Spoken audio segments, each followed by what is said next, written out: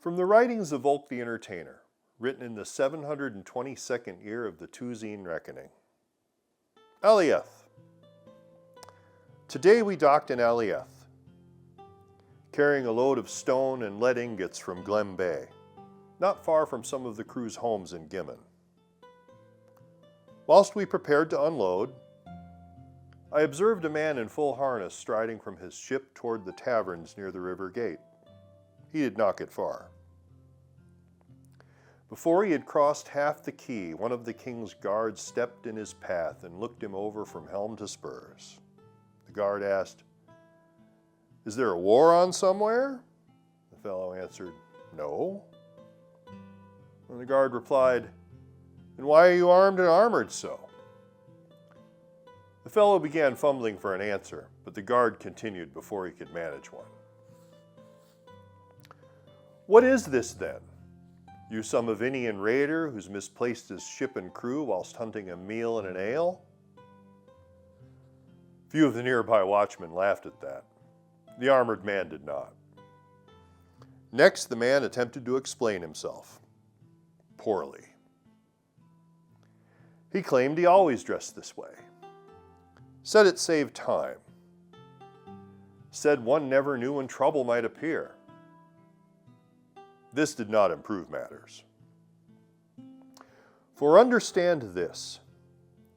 In Hârn, arms and armor are not merely tools of self-defense and preservation. Rather, they are symbols. A sword at the hip may pass without comment.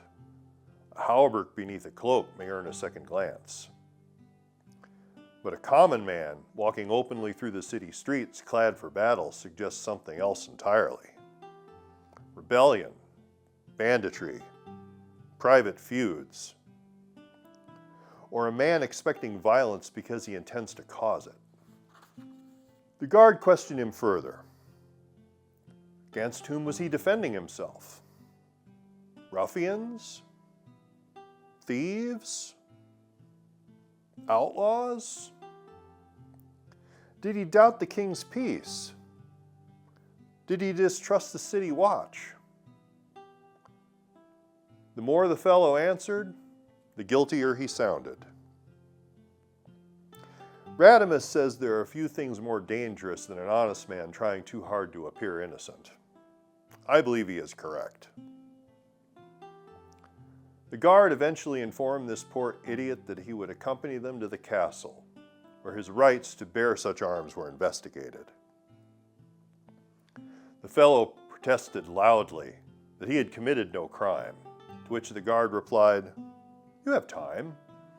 Think of all the hours you saved by not taking your armor off." Shungar laughed at that, though quietly. The lesson here is simple. In much of Hârn, the right to bear serious arms is tied to station, duty, and obligation. Knights bear arms because they are expected to wage war. Men-at-arms, like the guard who stopped this poor ignorant fellow, bear them because someone of rank permits it. Mercenaries bear them because someone's paying them to risk death. But a common man who walks armored through the city streets invites scrutiny the same way a torch invites moths. And besides, after a week in full mail aboard ship, even Burzy the dog would whimper at the smell. That alone should discourage the practice. So if you travel the cities of Hârn, wear a good cloak. Keep your sword in its sheath, or better yet, in your sea chest. And remember, a wise traveler avoids looking either helpless or prepared for murder.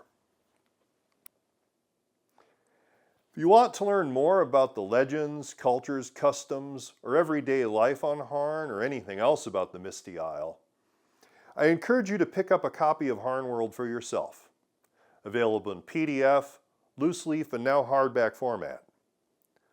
You'll find links in the show notes below.